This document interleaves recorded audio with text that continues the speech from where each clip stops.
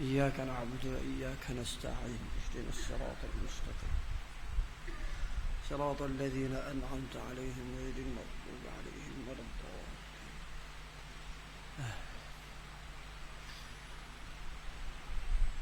أعوذ بالله من الشيطان الرجيم. بسم الله الرحمن الرحيم. الحمد لله رب العالمين، الصلاة والسلام على أشرف الأنبياء والمرسلين سيدنا محمد وعلى آله وصحبه أجمعين. اللهم افتح علينا فتوح العارفين وارزقنا يا ربنا فهم النبيين وحفظ المرسلين وإلهام الملائكة المقربين. اللهم لا سهل إلا ما جعلته سهلا وأنت تجعل الحزن إذا شئت سهلا. اللهم يسر ولا تعسر وتمم بالخير ولا حول ولا قوة إلا بالله العلي العظيم. أما بعد، فإن أصدق الحديث كتاب الله، خير الهدي هدي محمد صلى الله عليه وسلم، وشر الأمور محدثاتها وكل محدثة بدعة. قال الله سبحانه وتعالى: أعوذ بالله من الشيطان الرجيم. يريدون ليطفئوا نور الله بأفواههم والله متم نوره ولو كره الكافرون. هو الذي أرسل رسوله بالهدى ودين الحق ليظهره على الدين كله ولو كره المشركون.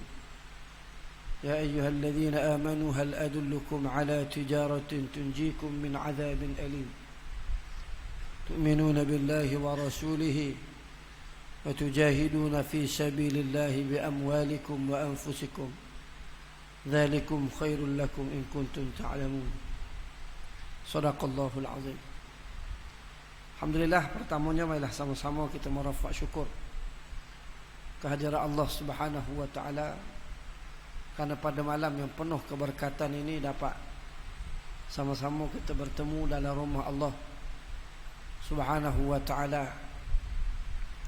Mudah-mudahan pertemuan kita ini dihitung sebagai amal soleh, yang mana insya-Allah dengan amalan ini ianya akan menjadi bekal bagi kita bertemu dengan Allah Subhanahu wa taala di yaumul mahsyar kelak insya-Allah. Alhamdulillah, ni kali kedua saya mari sini. Dulu sebelum Covid itu sekali mari. Ni alhamdulillah kali kedua. Insya-Allah pada malam ni kita sama-sama mengambil peringatan, karena Allah Subhanahu wa taala menyebut wa dzakkir fa inna dzikra tanfa'ul mu'minin, dan berilah peringatan karena sesungguhnya peringatan ini memberi manfaat kepada mereka yang beriman kepada Allah Subhanahu wa taala. Tuan-tuan muslimin dan muslimat yang dirahmati Allah Subhanahu wa taala, sekarang ni kita sedang bersedih dengan suasana yang berlaku kepada saudara kita di Gaza, yang mana suasana di Gaza umat Islam sedang berperang dengan Zionis Yahudi, yang mana orang-orang bukan Islam ini sentiasa berusaha untuk memadam cahaya agama Allah Subhanahu wa taala. Orang kafir tak pernah redha dengan kita orang Islam ni, walaupun sekejap tak pernah redha. Sebenarnya seluruh manusia yang beragama Islam yang ada atas dunia hari ni semua sedang berperang. Cumanya cara berperang tu agak berbeza. Mereka di Palestin, di Gaza, mereka berperang dengan bom. Mereka berperang dengan senjata. Mereka dihujani peluru-peluru dan darah-darah syuhada. kita di Malaysia kita berperang dengan pemikiran-pemikiran yang salah, sehingga kita rasa ni kita sudah Islam dah. Kita rasa kita ni sudah molek dah. Tapi kadang-kadang kita tak sedar bahawa Islam yang kita ada ni belum lagi sempurna. Sebab apa? Sebab kadang-kadang apa yang ada pada kita tu hanya asas Islam. Asas Islam.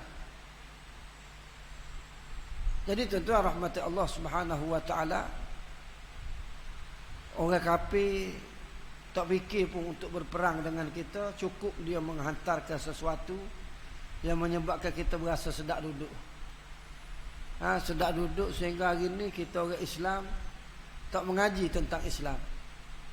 Sibuk nak mengaji tentang ilmu dunia.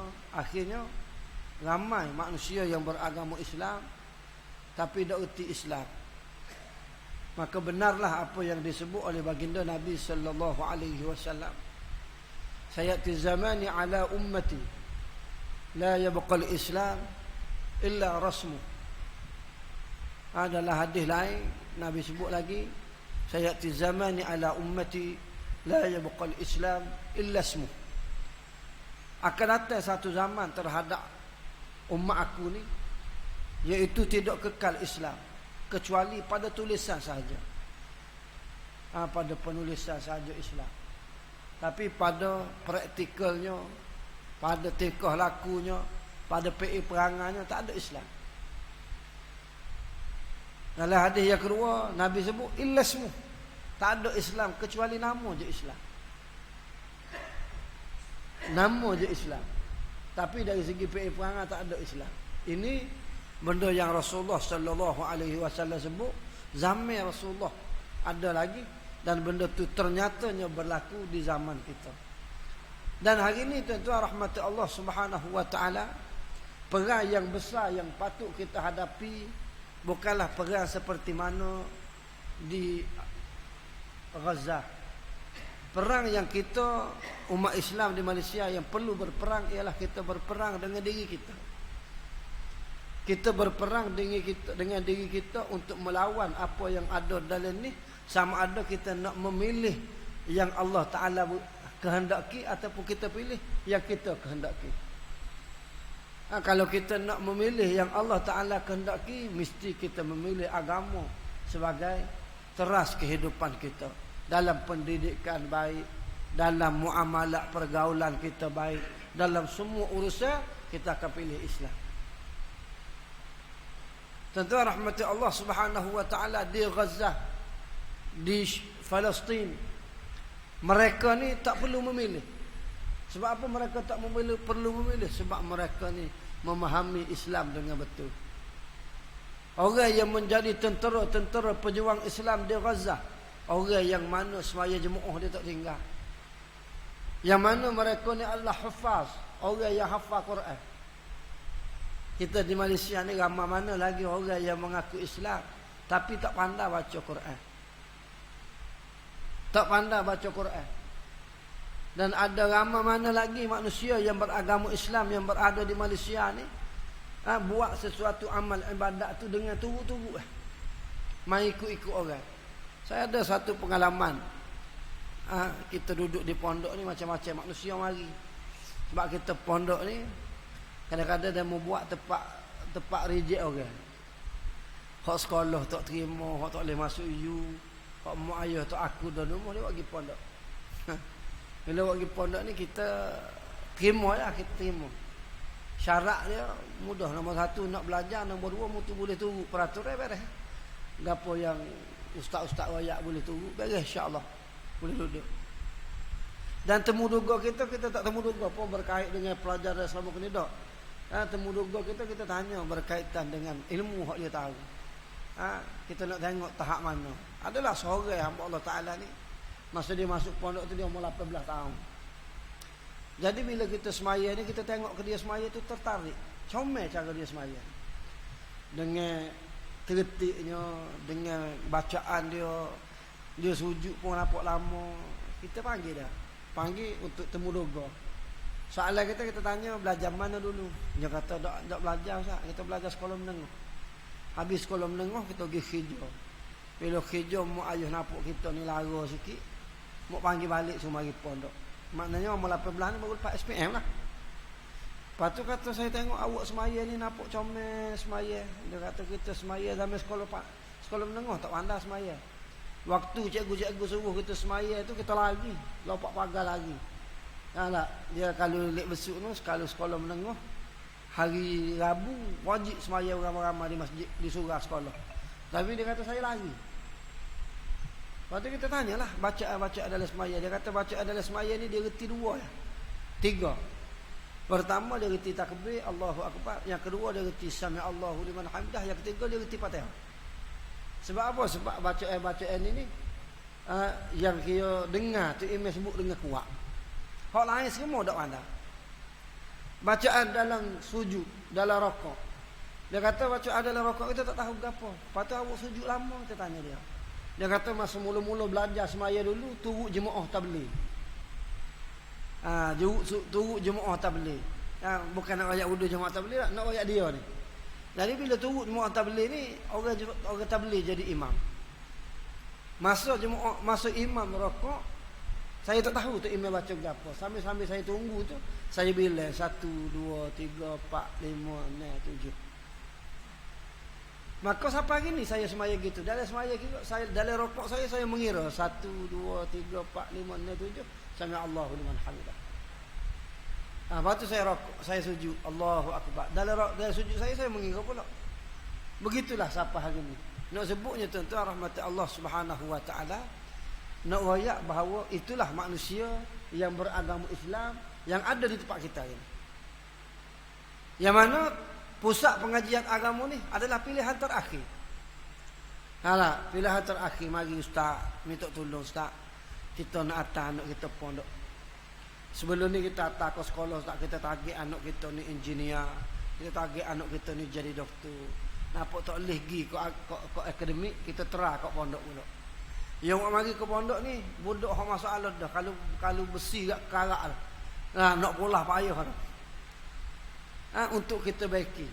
Dan pernah kita ada pengalaman bila anak dia tak jadi, anak dia lari daripada pondok, dia gelik kapun dia dulu royak, dia kata tak jadi atas anak pondok tu, kita tak dah anak kita. Tak jadi. Duk lagu tu. Dia tak royak anak dia dapat pagar lagi, tak royak. Dia royak pondok buat tak jadi. Didik anak dia. Sedangkan dia orang mari anak yang bermasalah dah kita. Jadi tentu rahmat Allah Subhanahu wa taala, itulah suasana peperangan di tempat kita berbanding dengan Gaza, berbanding dengan Palestin. Baik. Apa yang kita nak sebut malam ni tentu rahmat Allah Subhanahu wa taala. Orang yang berada di Gaza ni adalah saudara kita. Adik-beradik kita. Ada hubungan yang rapat dengan kita, sebagaimana yang Nabi sallallahu alaihi wasallam gambarkan dalam sepotong hadis. Nabi kata mathalul mu'minin fi tawaddihim wa ta'atufihim wa tarahumihim kamathalil jasadil wahid idza ishtakanu minhu 'udwan tada'a lahu sa'irul jasadi bis-sahri wal humma atau kama qala Rasulullah sallallahu alaihi wasallam. Nabi kata perumpamaan orang-orang yang beriman, walaupun ada sikit je titisan iman dalam hati dia, walaupun sebesar zarah adanya iman dalam hati dia ni, maknanya mereka ni orang yang beriman. Banyak lagi benda yang engkar yang dia buat, tapi ada keimanan dalam hati dia, makna dia orang yang beriman. Orang ni berhak untuk masuk ke syurga Allah Subhanahu wa taala, walaupun saat akhir sekali dah, walaupun setelah lama direndam dalam neraka, tetapi oleh kerana adanya iman dalam hati, dia tetap boleh masuk syurga Allah Subhanahu wa taala. Jadi orang yang ada ikatan iman ni mestilah dari segi kerjasama, dari segi hubungan persaudaraan, dari segi kasih sayangnya adalah seumpama satu tubuh badan. Satu tubuh badan. Yang mana satu tubuh badan ni mereka mempunyai ikatan yang akrab. Tubuh badan kita, salah satu daripada anggota badan sakit, dia akan menyeru seluruh tubuh lain, akan jadi lemah, akan jadi tak cekak, akan jadi letih dan merasakan demam. Contohnya tuan-tuan rahmat Allah Ta'ala, kita sakit gigi. Sakit gigi. Sakit gigi ni jalan mulut. Tetapi kaki jadi letih nak jalan, tak cakap. Muk jadi tak ada. Emosi jadi bekeng. Sedangkan semua tu tak ada kaitan. Tetapi oleh kerana dia duduk dalam satu tubuh badan, dia turut terkesan. Begitulah kita dengan Palestin. Sepatutnya hari ini kita merasa terkesan dengan apa yang berlaku di Palestin, apa yang berlaku di Gaza. Kenapa? Kerana anak yang ditembak adalah anak kita. Tentera-tentera yang ditembak adalah adik-beradik kita. Orang-orang tua yang ditembak adalah mak-mak saudara kita, mak-mak kita. Sebab ikatan ukhuwah tadi. Sepatutnya kita merasakan satu kesan yang besar. Kita tak boleh nak tidur malam. Kita bermunajat kepada Allah Subhanahu wa ta'ala, memohon pertolongan supaya Allah Ta'ala memberi pertolongan kepada mereka. Kita nak bantu mereka tuan-tuan, nak pergi perang. Nak pergi perang bersama dengan mereka di Palestin. Jauh sekali lagi. Sebab apa? Sebab awal-awal tadi saya sebut, kita nak perang dengan kita pun masih bermasalah lagi. Tiba-tiba kita nak pergi perang di Palestin. Jauh untuk melayakkan kita berperang bersama mereka. Sebab banyaklah. Sebab-sebab tadi, antara sebab-sebabnya nak jadi tentera Brigade Al-Qassam, semaya subuh terutamanya mesti berjemaah di masjid 60 hari 60 malam straight, tak boleh nak miss. Kita hari ni kalau 60 hari banyak miss pada hak mari. Kita lah, bukan orang sini, kita ni makna umum. Maknanya ada masalah lagi. Jadi tuan-tuan rahmati Allah Subhanahu wa ta'ala, bagaimana cara untuk kita membantu mereka? Ni persoalan dia. Bagaimana untuk kita membantu mereka? Dalam ayat yang saya baca tadi, yuriduna liyutfi'u nurallahi biafwahihim wallahu mutimmu nurihi walau karihal kafirun. Orang kafir ni dia sentiasa berusaha untuk memadam cahaya agama Allah Subhanahu wa ta'ala dengan apa cara sekalipun, dengan menggunakan mulut-mulut mereka, mendatangkan fitnah dan sebagainya, untuk menggambarkan bahawa Islam ni tak betul, Islam ni tak molek, Islam ni karut dan sebagainya. Dia nak padam cahaya agama Allah Subhanahu wa ta'ala, nak letak dalam diri manusia bahawa Islam ni berat, Islam ni tak molek. Wallahu mutimmu nurihi walau karihal kafir. Allah Ta'ala tetap menjaga agamanya, Allah Ta'ala tetap menjaga cahayanya walaupun ianya tidak disukai oleh orang kafir. Memang orang kafir tak suka. Sebab tu kita cakap soal Islam, orang tak suka. Orang yang bukan Islam tak suka. Dan apa yang jadi tempat kita ni bukan setakat orang bukan Islam, orang Islam pun tak suka kita cakap Islam. Apa ni cakap sikit Islam, cakap sikit Islam. Tak tepi dulu Islam. Kita urus dulu gapo-gapo. Kalau hak nego nak urus nego dulu. Biar tentu dulu nego ni boleh kita. Lepas tu kita cakaplah nak cakap Islam tak Islam. Kalau kita soal kita nak jadi pemerintah, kita merintah dulu. Lepas merintah kita buatlah, nak buat Islam kau nak buat apa kau. Kalau kita nak buat hijrah, biar tu boleh hijrah dulu. Lepas boleh hijrah, kita buatlah nak buat Islam ke apa. Tuan-tuan rahmati Allah Subhanahu wa ta'ala, zaman Rasulullah sallallahu alaihi wasallam, kita baru saja lepas bulan Rabiul Awal, kita memperingati baginda Rasulullah sallallahu alaihi wasallam. Dalam sirah Rasulullah sallallahu alaihi wasallam, Islam ini melalui zaman kebangkitan sebelum daripada hijrah Nabi lagi. Sebelum daripada Rasulullah berhijrah daripada Mekah ke Madinah, waktu itu sudah mula kebangkitan Islam. Bila mana pembesar-pembesar Quraisy ramai masuk Islam. Antara pembesar Quraisy yang masuk Islam ialah pak saudara Nabi. Siapa dia? Sayyidina Hamzah. Kemudian daripada itu makbulnya doa baginda sallallahu alaihi wasallam. Yang mana baginda sallallahu alaihi wasallam berdoa, ya Allah, berilah kekuatan kepada Islam melalui dua orang umat. Salah satu daripadanya, tak kira lah mana-mana pun. Satunya Amr bin Hisham, iaitu Abu Jahal. Yang kedua Umar Al-Khattab. Akhirnya Allah Ta'ala pilih Umar Al-Khattab masuk Islam. Umar Al-Khattab ni seorang yang kedebel, seorang yang bekek masuk Islam. Bila masuk Islam, waktu itu Islam melalui kebangkitan. Orang-orang kafir Quraisy ni mula berfikir, apa ni? Mesti ada sesuatu yang tak kena ni menyebabkan orang masuk Islam. Pembesar-pembesar Quraisy, cara Umar boleh masuk Islam, menjadi persoalan di kalangan pembesar-pembesar Quraisy. Akhirnya pembesar Quraisy ni jumpa jawapannya. Antara jawapan dia kata mereka ni mencari kebenaran Islam ni apabila tengok kita ni mengasari Islam, kita berkerah dengan orang-orang Islam, maka orang akan cari apa yang orang tak suka sangat dengan Islam, apa orang tak suka sangat dengan Islam. Akhirnya bila mengkaji Islam, mereka bertemu dengan kebenaran Islam. Lama mana orang bertemu dengan kebenaran Islam setelah mengkaji Islam. Kono-kononnya kaji Islam ni nak lawan, akhirnya Allah Ta'ala beri hidayah kepada mereka masuk Islam.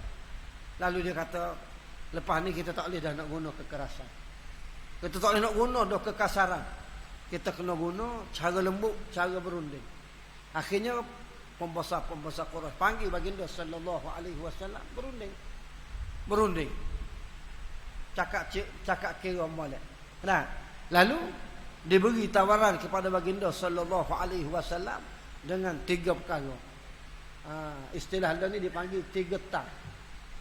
Yang pertama, ditawarkan kepada baginda harta. Wahai Muhammad,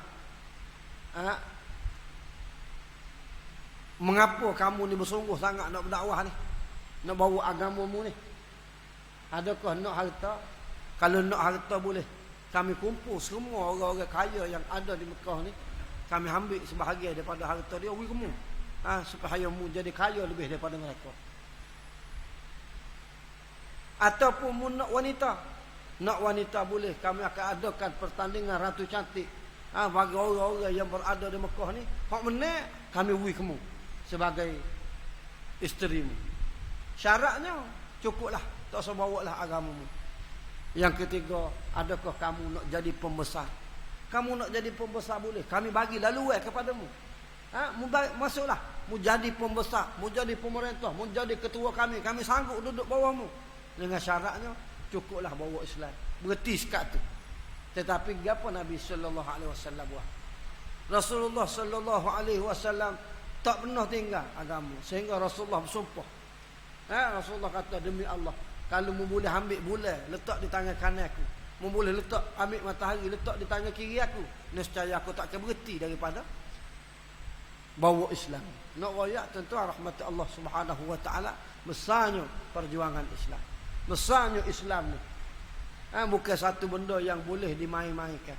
Tak boleh dimain-main. Sebab tu di Palestin mereka sanggup berjuang. Mereka sanggup buat apa saja. Kita sini pun mestilah sanggup berjuang untuk menegakkan agama Allah Subhanahu wa taala. Jadi Allah Subhanahu wa taala jaga cahaya agama Allah taala ni, walaupun dibenci oleh orang-orang kafir tak suka, orang kafir tak duduk, Allah taala tetap jaga. Sebab tu tuan-tuan rahmati Allah taala, kita tengok Islam ini dia Allah taala jaganya. Dia contohnya dia berada di Malaysia. Orang Malaysia berpegang dengan Islam, yang betul. Satu masa orang Malaysia tak pergi dah Islam, tak secara dah ke Islam, Allah Taala akan bangkitkan Islam di tempat lain pula. Nah, Islam pernah duduk di Thailand, duduk di wilayah Fatani, Islam bangkit di sana. Oleh kerana orang sana tak si Islam, orang sana tak tu, Allah Taala ganti dengan kaum yang lain. Nah, Allah Taala sebut, wa yustabdil qauman ghairakum. Apabila mu tak si, Allah Taala akan ganti dengan kaum yang lain. Nah, mu tak secara, Allah Taala akan ganti dengan kaum yang lain. Maknanya benda ni tetap terjaga. Tak ada siapa yang boleh memadam cahaya agama Allah Subhanahu wa taala. Huwallazi arsala rasulahu bil huda wa dinil haqq. Jadi cara Allah Taala nak jaga agama ni, Allah Taala utuskan seorang Nabi sallallahu alaihi wasallam. Yang mana Nabi sallallahu alaihi wasallam ni mari bawa agama dan petunjuk yang benar, supaya liyuzhirahu 'ala ad-din kulli. Supaya agama Islam ini zahir mengatasi segala agama-agama yang lain. Agama ni banyak atas dunia. Agama hak orang reka, agama hak Allah Taala sendiri buat turun, kemudian diputar-belik oleh manusia. Agama yang baru ada, sehari dua ni pun ada. Nah, agama matahari, agama sihak. Semua tu yang karut-karut belaka. Bila Allah Ta'ala buat bagi Nabi, maka benarlah Islam itu agama yang Allah Ta'ala redha. Benarlah Islam itu Allah Ta'ala terima. Allah Ta'ala sebut wala tamutunna illa wa antum muslimun. Jangan mu mati melainkan dalam keadaan beragama Islam. Nak ayat nyatanya bahawa orang yang mati dalam Islam sahaja yang diterima oleh Allah Ta'ala. Orang yang mati dalam Islam sahaja yang akan dapat rahmat daripada Allah Subhanahu wa Ta'ala. Sini jelas tuan-tuan rahmati Allah Subhanahu wa Ta'ala. Ini kepentingan yang mana Nabi sallallahu alaihi wasallam bagi atas dunia. Walau karihal musyrikun, walaupun keadaan tidak disukai oleh orang-orang musyrikin, orang-orang yang mensyirikkan Allah Ta'ala, dia tak suka dengan kehadiran Nabi sallallahu alaihi wasallam. Tak suka. Sebab tu macam-macam fitnah diberi kepada Nabi, dan malah Nabi kita ni menjadi wanted dengan tawaran yang sangat besar. Siapa dia boleh tangkap Muhammad sama ada hidup ataupun mati, akan diberi hadiah kepada mereka dengan 100 ekor unta merah. Lah, siapa dia boleh bunuh? Siapa dia boleh higat? Boleh higat hidup Muhammad, tak boleh higat hidup, mati pun tak apa. Tak, bayaran dia sama. Mu higat hidup pun bayar 100 ekor unta merah, mu higat mati pun bayar dia sama 100 ekor. Yang pentingnya boleh higat Muhammad. Boleh halang Muhammad daripada buat Islam. Orang musyrikin tak suka. Kita sepatutnya Nabi kita boleh bawa sampai Islam pada hari ini. Kitalah orang yang menyambung mata rantai perjuangan Nabi sallallahu alaihi wasallam. Kita orang yang sambung. Karena Allah Ta'ala sebut wa idh qala rabbuka lil malaikati inni ja'ilun fil ardi khalifah. Allah Ta'ala kata, ingatlah ketika mana Allah berfirman kepada malaikat, inni ja'ilun fil ardi khalifah, sesungguhnya aku, yakni Allah Subhanahu wa Ta'ala, ja'ilun fil ardi, nak buat mari atas dunia ni khalifah, seorang khalifah. Khalifah ni khilafatun nubuwah. Nah, disebut oleh Imam Al-Mawardi dalam kitabnya Ahkamus Sultaniyah.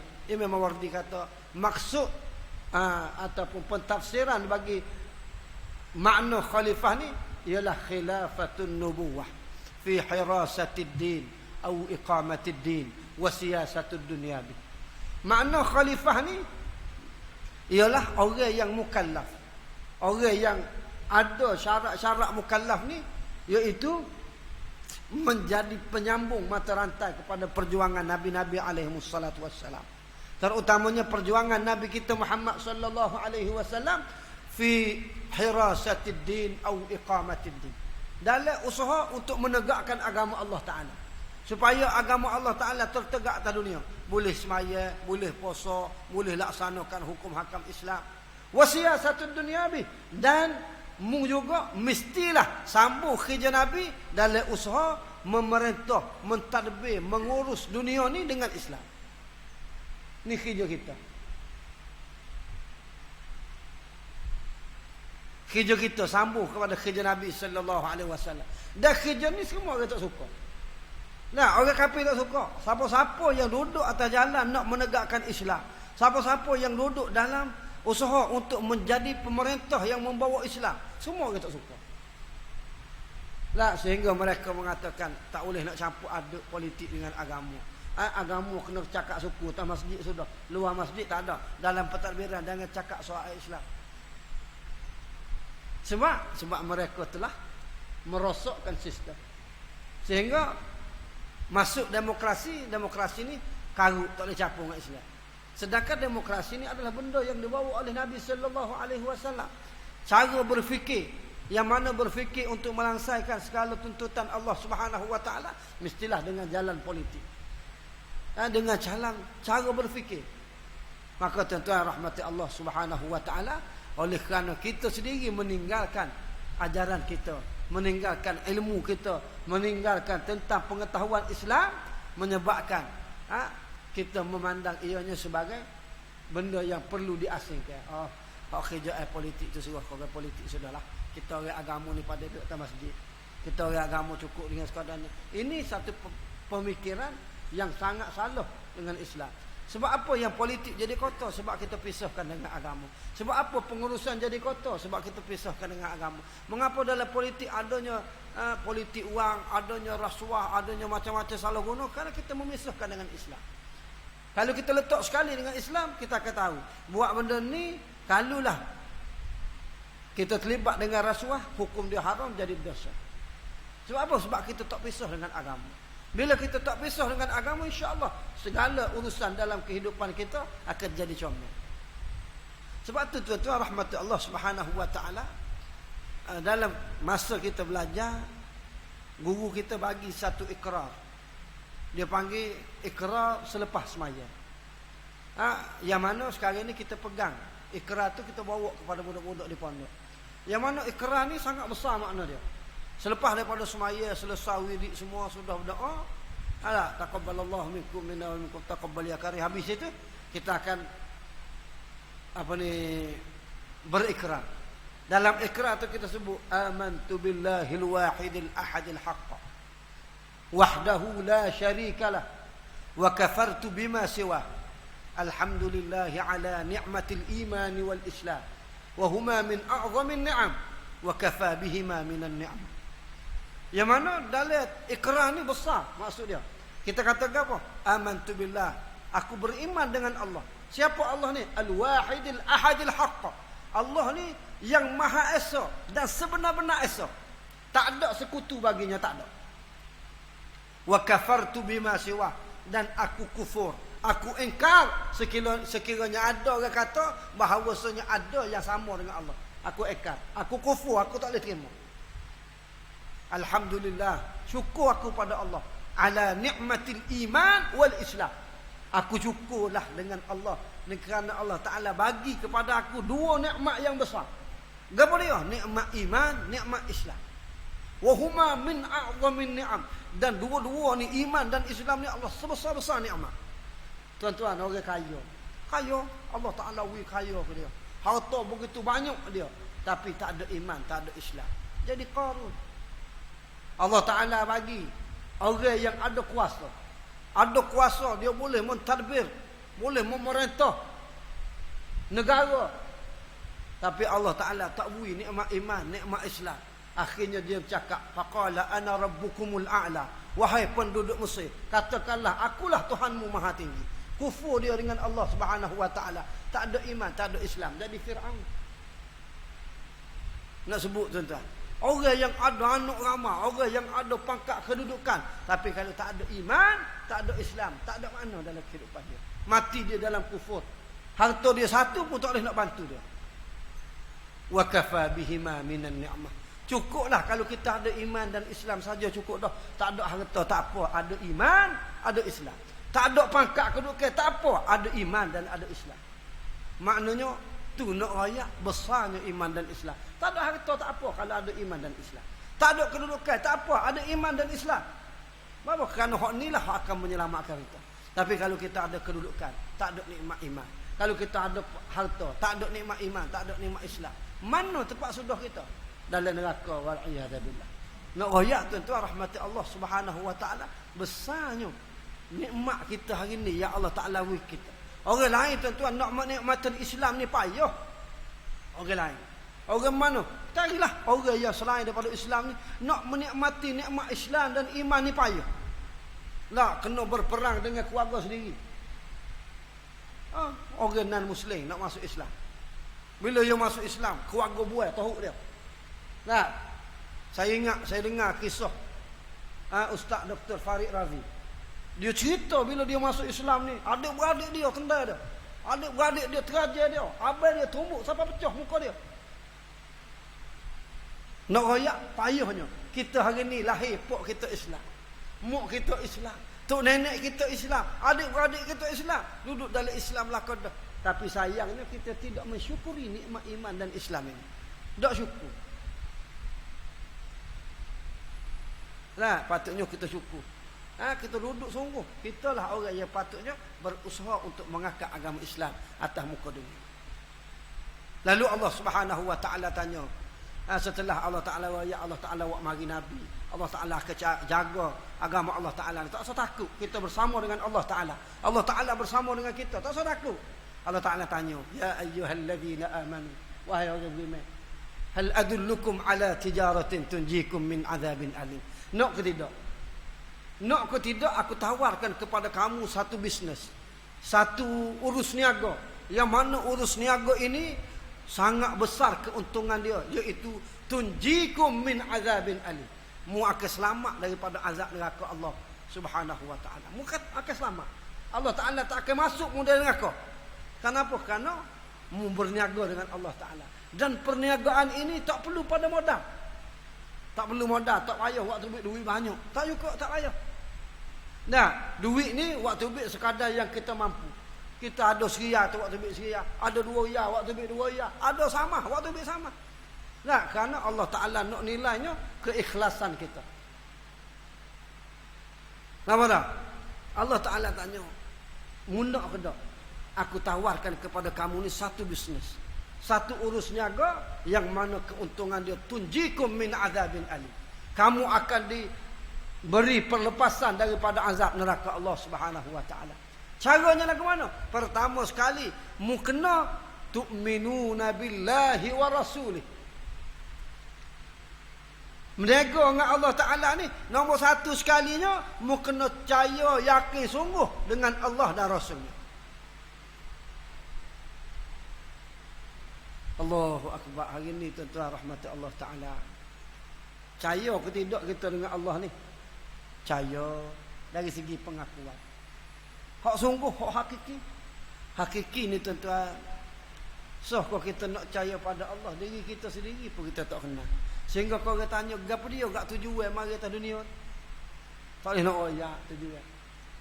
Tak boleh nak royak gapo dia tujuan kita mari atas dunia ni. Nah, dan kita atas dunia ni tuan-tuan rahmati Allah Subhanahu wa taala, Allah Taala buat mari benda besar kita. Yang mana ini adalah tuntutan di hari akhirat. Nah, nak tanya sungguh kau kita percaya pada Allah Taala ni, bagaimana kita nak beriman, nak percaya pada Allah kalau diri kita tak kenal. Kita tak tahu gapo dia matlamat kita mari. Kita tak tahu gapo dia Allah Taala nak atas kita. Nah, Allah Taala sebut macam-macam dalam Quran tentang matlamat dan tujuan Allah Taala buat mari kita atas dunia. Pertama, Allah Subhanahu wa taala sebut, "Wa ma khalaqtul jinna wal insa illa liya'budun." Aku tidak cipta jin dan manusia melainkan untuk jadi hamba kepada aku. Dalam ayat lain Allah Subhanahu wa taala sebut, "Wa idh qala rabbuka lil malaikati inni ja'ilun fil ardi khalifah." Aku buat mari manusia atas muka dunia ni untuk jadi khalifah, untuk orang jadi penyambung mata rantai perjuangan baginda Rasulullah sallallahu alaihi wasallam dan rasul-rasul alaihi wassalatu wassalam, untuk menegakkan agama Allah Taala atas dunia dan mentadbir dunia dengan Islam. Yang ketiga, Allah Taala sebut dalam ayat lain, Allah Taala sebut, "Ya ayyuhan nas inna khalaqnakum min dzakarin wa untha wa ja'alnakum syu'uban wa qabaila lita'arafu inna akramakum 'indallahi atqakum." Hei manusia, aku buatmu ni daripada lelaki puan. Hasil daripada lelaki puan ni, wa ja'alnakum syu'uban wa qabaila. Daripada lelaki dan puan ni mari berbagai jenis syu'uban, berbagai jenis bangsa keturunan, kabilah wa qabaila, dan berbagai jenis kabilah-kabilah yang mana berlakunya perbezaan pertuturan, perbezaan warna kulit dalam tubuh manusia ni adalah dengan satu tujuan, supaya kamu berkenal-kenalan di antara satu sama lain. Bukan berpuak-puak, bukan bermusuh-musuhan. Sebab apa? Inna akramakum indallahi atqakum. Kerana orang yang paling mulia di sisi Allah ialah orang yang paling bertakwa kepada Allah. Maknanya Allah Ta'ala nak daripada kita ni supaya kita beriman, supaya kita bertakwa kepada Allah. Kenapa? Kerana hak mati atas jalan takwa ni lah hak paling selamat kali. Jadi kita lah kena pilih jalan supaya jadi orang yang beriman kepada Allah dan Rasulnya. Bila kita duduk atas jalan iman kepada Allah dan Rasul, kita sudah mula berurus niaga dengan Allah Subhanahu wa taala. Kita berurus niaga dengan Allah Taala. Bila berurus niaga dengan Allah Taala, tidak sekadar tu sahaja. Kalau beriman dengan Allah dan Rasulnya, sekadar kita buat ibadat saja. Buat ibadat kita tak cara kat orang. Tak boleh. Nah, dalam ibadat kita, dalam kehidupan kita ni, di tempat kita, kita kena ajak orang buat baik. Ta'muruna bil ma'ruf wa tanhauna 'anil munkar. Kita kena ajak orang buat baik, kita kena larang orang buat jahat. Kita kena suruh orang buat baik, kita kena cegah orang buat munkar. Ni kerja kita atas dunia. Semua ni akan menjadi tuntutan di hari akhirat, membuktikan keimanan kita kepada Allah Subhanahu wa taala. Wa tujahiduna fi sabilillah. Lepas pada kita beriman, lepas pada kita bertakwa kepada Allah, kita kena wa tujahiduna fi sabilillah. Kita kena jadi orang yang bersungguh-sungguh berjihad. Orang yang bersungguh-sungguh mujahadah tinggi di jalan Allah Subhanahu wa taala. Pertamanya Allah Taala sebut bi amwalikum, dengan harta kamu. Bapa Allah Taala bubuh harta dulu. Kerana hartalah menjadi penghalang kepada manusia rapat dengan Allah Subhanahu wa taala. Kerana harta tak mari semaya masjid. Nah, takut nak tutup kedai. Bapa tak si tutup kedai. Bimbang takut tanya kita pergi semaya tu, orang mari kedai kita, tengok kedai tutup, dia lari pergi kedai lain, lari customer kita. Apa tak? Tak yakin dengan Allah bahawa rezeki tu hak Allah, tak yakin. Akhirnya tak mari masjid. Kita pernah jumpa dengan seorang manusia ni, Allah Taala uji dia bagi kaya. Dia ni orang biasa, orang kampung biasa. Waktu Allah raya hamba ada dulu, dia pernah khidmat jadi direba ayah hamba. Bawa kereta, dia ngaji dengan ayah hamba. Bawa ayah pergi ngaji, pergi apa ayah pergi ngajar dia, dia bawa kereta. Kemudian satu hari Allah Taala bui harta ke dia. Bui kan pak saudara dia ni serah satu bisnes dia. Bisnes beli pok kereta. Beli pok kereta ni ada bitih dah. Nah, akhirnya naik taga dia. Lepas naik taga ni ayah telefon pergi, hari ni babo nak pergi ngajar sikit-sikit. Kau minta maaf babo, kita tak boleh nak pergi. Kapuk hari ni. Tak boleh nak pergi. Lama-lama masjid tak mari. Tak mari masjid. Lah orang tanya gua Allah ni jaga Allah sibuk tak ada. Banyak doa tu. Bukan setakat kapun ni kita ni beli rata boleh pun. Akhirnya Tuhan tarik. Lama-lama kereta kena tarik. Hari ni terlibat dengan dada. Nauzubillah. Nak wayak Tuhan buat. Kenapa? Kerana kita tak sombong dengan Allah Subhanahu wa taala. Kerana harta sikit ya. Belum ni tak ada harta. Boleh awal-awal naik masjid. Tok bila tak siapa lagi kita siapa dah jadi nyapu masjid. Nak rayaknya besarnya ujian Allah Subhanahu wa taala dengan harta. Nah, lepas tu bila kita ada harta, orang minta sedekah. Mengingat mudah aku nak dapat ni. Nah, aku ni suku sembahyang kerja ni. Nah, mu tak boleh kerja, cukup kaki tangan. Tak boleh nak kerja cari harta. Mari nak minta dengan orang. Kita. Nah, tak nampak, tak sedar bahawa harta yang kita ada tu anugerah daripada Allah. Apa? Orang lain kerja juga tapi tak boleh sebab kita. Kita ni kerja sekejap je Allah Taala wis selalu dah. Tapi kita sombong, zakat tak sebui, sedekah tak se. Nah, dan zaman Rasulullah sallallahu alaihi wasallam ada sahabat-sahabat yang lari daripada peperangan. Ada 3 orang sahabat yang lari daripada peperangan. Yang mana dengan asbab sahabat ni lari daripada peperangan, turunlah surah Baraah, surah Taubah tu. Allah Taala buat turun surah tu. Nah, dan Allah Taala tegur sahabat-sahabat ni dengan ayat ya ayyuhalladzina amanu lima taquluna ma la taf'alun kabura maqtan 'indallahi an taqulu la taf'alun. Ada 3 orang sahabat ni lari daripada perang. Nah, lari daripada perang sebab apa? Bila ditanya semua sebab harta. Nah, kambing aku siapa nak jaga? Bisnes aku siapa nak cara? Urusan aku ni siapa nak jaga? Akhirnya lagi daripada perang. Nak ayatnya besarnya harta ni yang menjadi penghalang kepada Islam. Hamba tak boleh buat gitu. Bimbang takut tak boleh projek. Bimbang aku tak boleh buat gini. Bimbang takut orang sekat projek itu, projek ini. Besarnya keuangan Allah Taala sebut dalam Quran. Nah, bersungguh-sungguh dalam soal nak menegakkan agama ni, biar kita sanggup korbankan harta kita. Sebagaimana jadinya Sayyidina Abu Bakar As-Siddiq radhiyallahu anhu. Nah, seorang syekh bila dia anak murid tanya dia, bila anak murid dia tanya, kalau dalam bab zakat ni nak jadi macam siapa? Lalu tok guru dia kata, syekh ni kata, dalam bab zakat ni jadilah sebagaimana Sayyidina Abu Bakar. Lalu anak murid tanya, berapakah qadar zakat? Tok guru kata, syekh ni kata qadar zakat ni semua harta kita. Tidak qadar fiqh.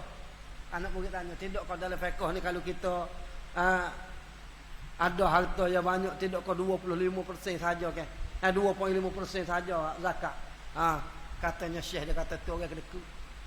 Orang yang betul-betul sungguh, dia sanggup korbankan semua harta dia demi agama Allah Subhanahu wa taala. Tak apa, hilang agama tak apa, hilang harta tak apa, yang penting agama tertegak. Ni hak sungguh. Kemudian wa tujahiduna fi sabilillah bi amwalikum wa anfusikum. Kalau harta kita tak sanggup dah, nyawa sama tertelah. Kalau harta kita tak sanggup habis. Bila kita mati, harta kita kena tinggal. Lagilah kita tak sanggup untuk berjuang dengan nyawa kita. Hari ni tak usah cakap soal nyawa, kalau harta kita tak sanggup berjuang. Nampak tak? Jadi tuan-tuan rahmati Allah Subhanahu wa taala, bagaimana kita nak membantu saudara-saudara kita di Palestin. Nak pergi perang memang tak mampu lagi kita. Tak mampu, jauh lagi.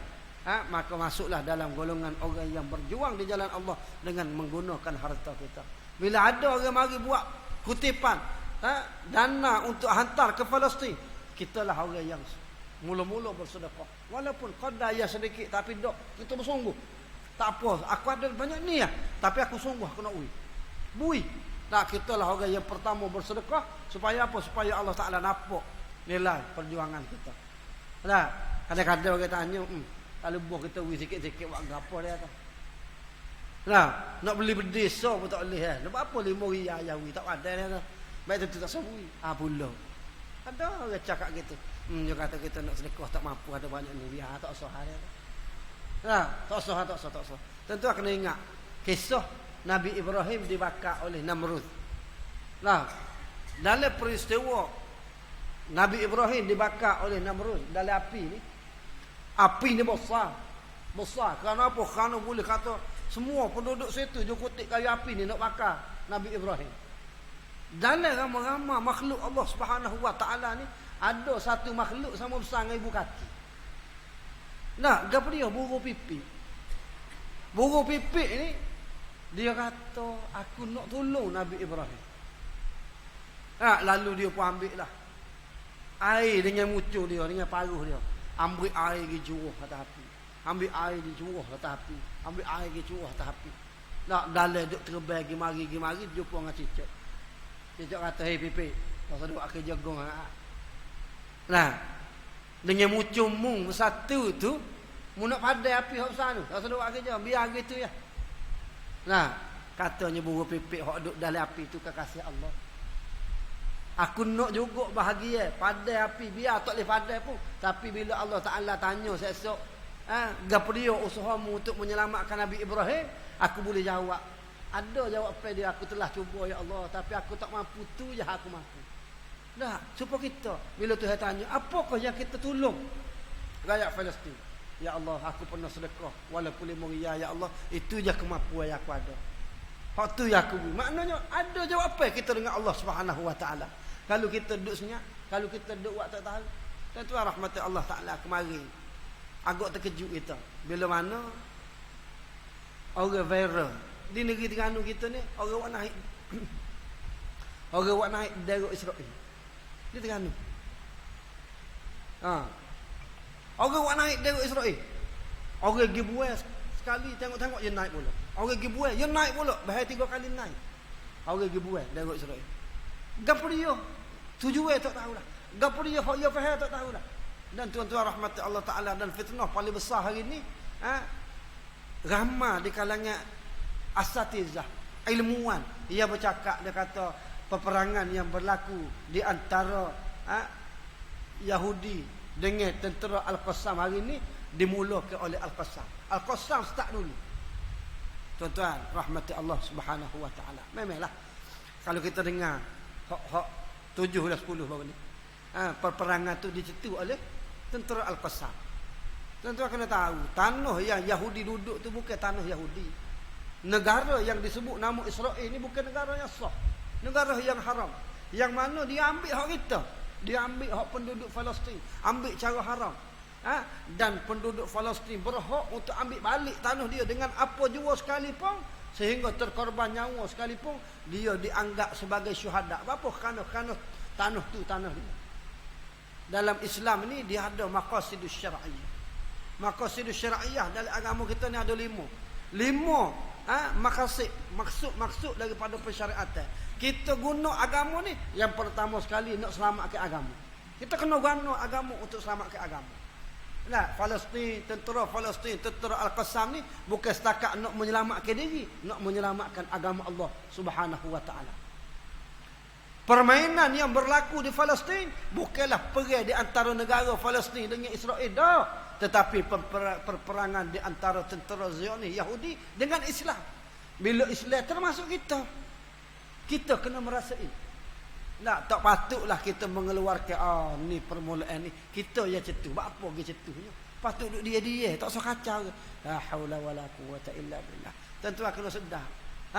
Tentera Yahudi Zionis ni dia tak pernah dia walaupun dia tak serai, tetapi secara senyap-senyap dia menghalau orang Palestin sikit demi sikit. Dan tuan-tuan boleh tengok dalam peta yang mana hari ni negara Palestin ni sudah jadi kecil. Sehingga tinggal kawasan tepi barat Gaza sahaja je hak jadi hak Palestin. Hak lain semua Israel itu. Jadi tak okeylah kita menyerang musuh kita kerana nak menyelamat tanah kita ni, jadi jahat kita. Nah, jadi popak kita ni lah. Nah, mau naik ngopok atas rumah kita, tuan rumah ambil pisau takir. Mati orang ngopok, tuan rumah masuk jin. Pelik tak? Sedek tuan rumah tu kalau masa dia perang, dia pergi takir, kawan tu tak kena, kawan tu takir dia, mati dia, syahid dia. Kerana nak jaga harta dia, nak jaga rumah dia. Tiba-tiba ni kita nak jaga agama. Nak jaga agama, jadi salah kita. Yang kedua, hifzul mal, jaga harta. Dalam jaga harta ni dia ada salah satu hartanya tanah. Hifzul daulah, nak jaga negara. Orang Palestin ni nak jaga negara dia. Ini maksud daripada agama. Jadi tak salah dia memulakan serangan kerana dia nak ambil hak dia, hak Islam. Dan tanah Palestin ni bukan tanah orang Palestin, tanah kita seluruh umat Islam. Kenapa? Kerana di situlah tanah bumi Anbiya yang menjadi kiblat pertama kita umat Islam. Patutnya tak ada lah rasa kecek lagu tu. Sepatutnya kita bersama dengan rakyat Palestin, kita bersama dengan mereka. Kemudian tuan-tuan, nak tolong dengan harta kita pun sepi lah ni. Berah koh mahal, cukai koh tinggi. Rahmatnya kita ada pemerintah yang memahami rakyat ni. Alhamdulillah. Tunggu tuan-tuan, kalau dulu nak makan berah mahal ni mikir. Lah ni tebih tak makan berah mahal, tak makan nasi. Jadi tuan-tuan rahmati Allah Subhanahu wa taala, bantulah dengan satu senjata yang diisytiharkan oleh baginda sallallahu alaihi wasallam. Ad-du'a'u silahul mu'min. Doa adalah senjata bagi orang mukmin. Jadi kita selain daripada kita bersedekah, selain daripada kita menderma, bantulah mereka dengan sentiasa berdoa supaya Allah Taala memberi kemenangan dan kekuatan terhadap umat Islam. Dalam setiap masa doalah, Allahumma a'izzal Islam wal muslimin. Ya Allah, muliakanlah orang-orang Islam. Orang-orang muslimin ya Allah. Patut berdoa, ya Allah, Allahumma ansuril Islam wal muslimin. Ya Allah, tolonglah agama Islam. Ya Allah. Dan semua orang-orang mukmin ya Allah, tolong ya Allah. Patut kita berdoa, Allahumma ansuril ikhwanana al mujahidin fi Palestin. Ya Allah, tolonglah tentera mujahidin, tentera Islam, saudara-saudara kami di Palestin. Minta dengan Allah Ta'ala, minta. Kita tak mampu nak berdoa ke bahasa Arab, doa ke Melayu. Doa ni adalah yang paling mustajab, paling molek ialah doa dalam bahasa yang kita faham.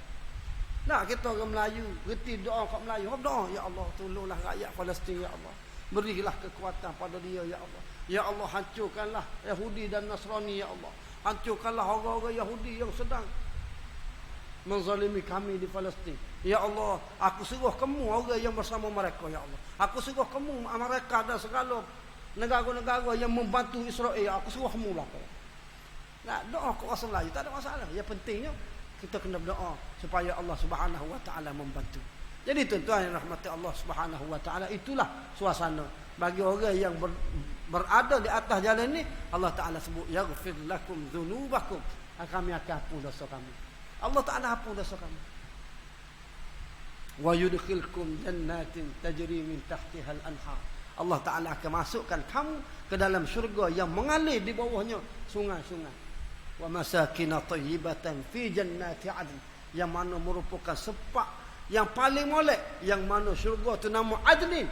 Zalikal fawzul azim. Dia situlah tempat kesudahan yang paling sedap, paling indah sekali.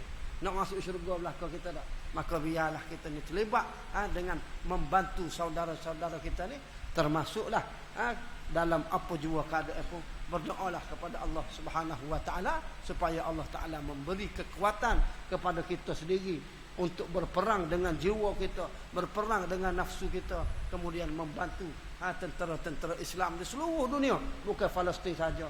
Dan berdoa kepada Allah ni jangan ada ketika-ketika. Ni kadang-kadang kita ni ketika perang baru nak doa, ketika perang baru nak doa, lepas pada tu doa.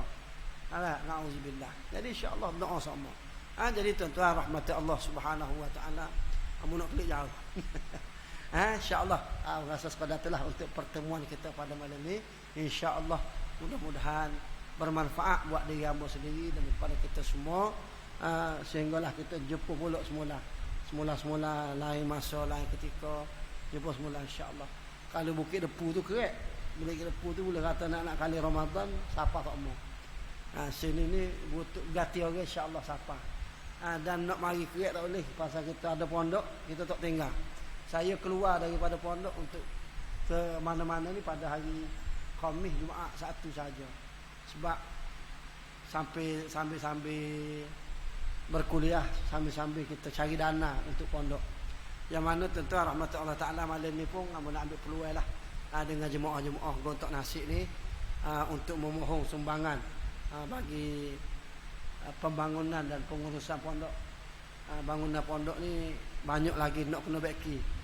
Nak baiki pondok warga mah lah paling utama sekali. Kita dapat surat amaran daripada Bombo supaya baiki pondok. Kalau tak baiki kita nak tutup pondok. Ya keluarkan surat arahan tutup pondok. Jadi alhamdulillah baru ni kita selesai dah seblok baiki daripada pondok kayu kepada pondok batu. Dan pondok yang lama dulu dia tak ada pintu belakang. Saya terkejut bila mana Bombo mari tu dia tanya, "Ustaz, mu nak bunuh orang tak?"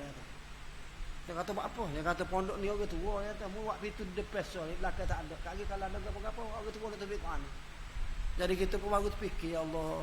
Jadi hasil daripada sedekah sumbangan ni alhamdulillah siap dah seblok asrama pondok warga mak. Dan selain daripada itu tuan-tuan, kita ni duit perbelanjaan kita tak ada apa-apa aset kecuali adalah sawit sikit dalam 3 ekar depan pondok tu, yang mana sebulan boleh lah 1000 lebih hasil sawit tu. Dan perbelanjaan kita sebulan ni 10,000 ada api saja 2,000. 3 meter, 1 meter masjid dengan pondok-pondok pelajar-pelajar lelaki, yang kedua meter untuk warga mah, yang ketiga meter untuk pondok kelamin. Jadi semua tu 2,000 sebulan perbelanjaan kita. Dan duit masuk ni kita hanya ambil dengan pelajar 50 riyal sebulan. Ambil 50 riyal tu atas kertas. Tapi pelajar bayar kita ambil, pelajar tak bayar kita tak minta. Sebab kita buat dalam bentuk kebajikan. Dan hak lain tu alhamdulillah hasil daripada sumbangan beginilah. Kita pergi tiap-tiap malam-malam minggu adalah hari sedekah. Alhamdulillah. Setakat ni tak ada masalah dari segi perbelanjaan. Dan guru-guru pun ada 3 orang guru. Satu saya sendiri, yang kedua abang saya, yang ketiga seorang ustaz daripada Fatani. Yang mana guru-guru ni dia khidmat sungguh.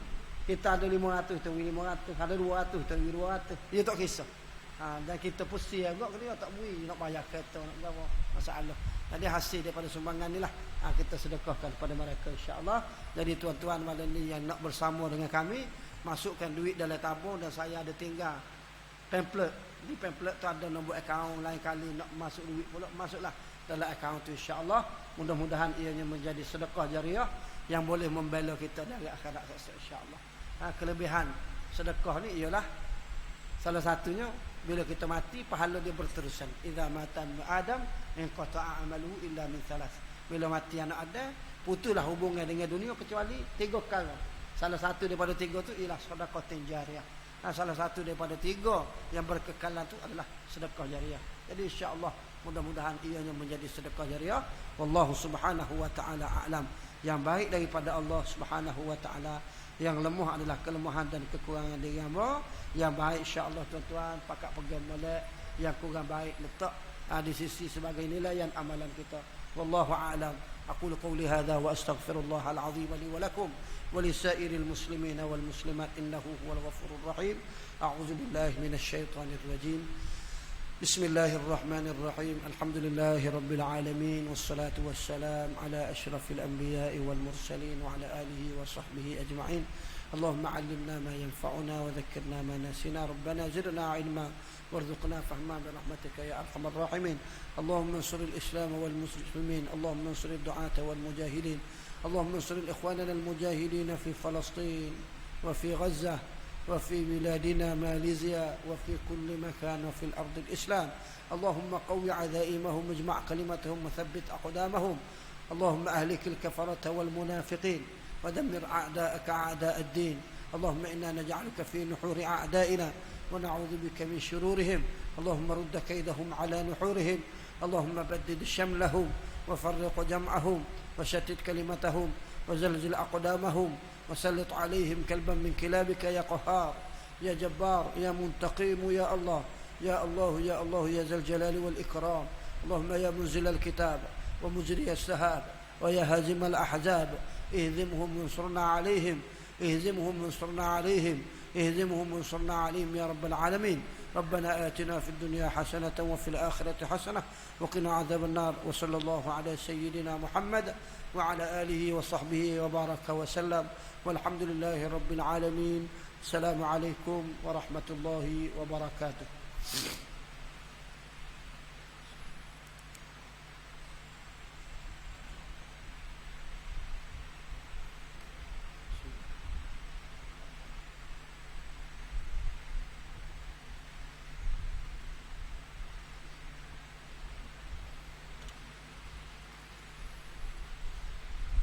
الله سعادة.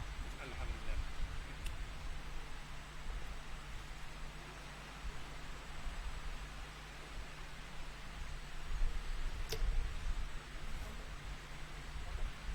بس